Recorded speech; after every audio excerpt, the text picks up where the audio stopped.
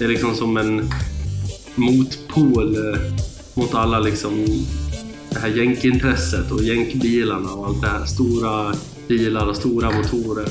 Bilarna i sig, bubblan eller folkabussen eller liksom, det är ju såna här bilar som nästan alla har en relation till. Ja, vi måste skruva fast gasvarje.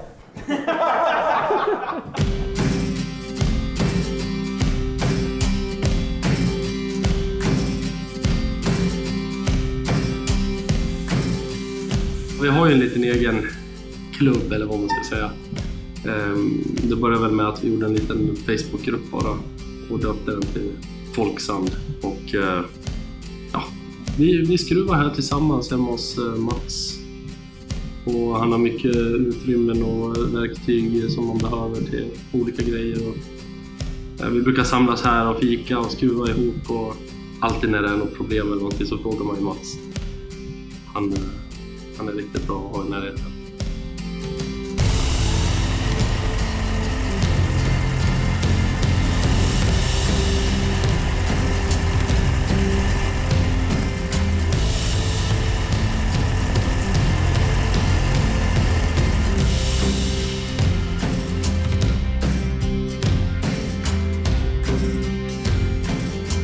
Det är ju jäkligt tight liksom community för förkylda intresset, Volkswagen-intresset i Sverige.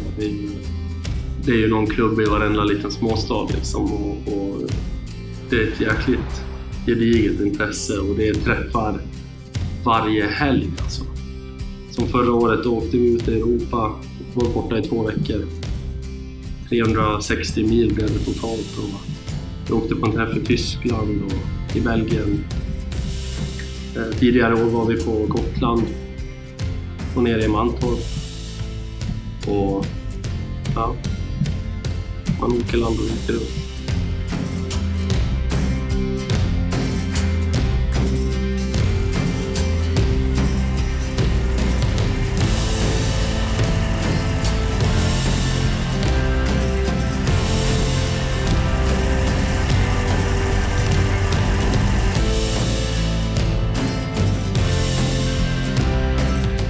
Du står här på pallbockarna? Inte på pallbocken. Nej, okej. Nej. Men hade du motorn? Nej, det går inte. Men jag skulle dra en halv ett till natt. Jag hade det.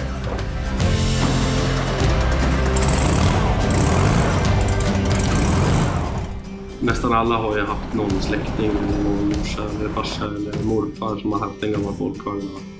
Alltid när man stannar vid någon mack eller någonting så ska det, då kommer det ju fram folk och pratar om gamla historier och sådär. Det är väldigt folkkära bilar. Det är alltid folk vid sidan av vägen som vinkar och liksom ler stort när man kommer och sådär. Det finns folk som hittar någon gammal 50-talsbuss i skogen som bara är ett litet skal och som renoverar allting från grunden. Och nästa sommar blir man omkörd av en sån gammal liksom, på autobahn. Ja, där kommer man.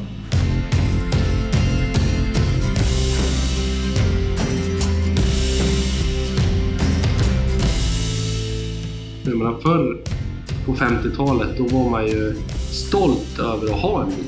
Det var inte alla som hade bil på den tiden. Utan hade man en bil så tog man kort med familjen, så var ofta bilen i bakgrunden eller alldeles bredvid, för man var stolt över att ha en bil, liksom ha råd att ha en egen bil.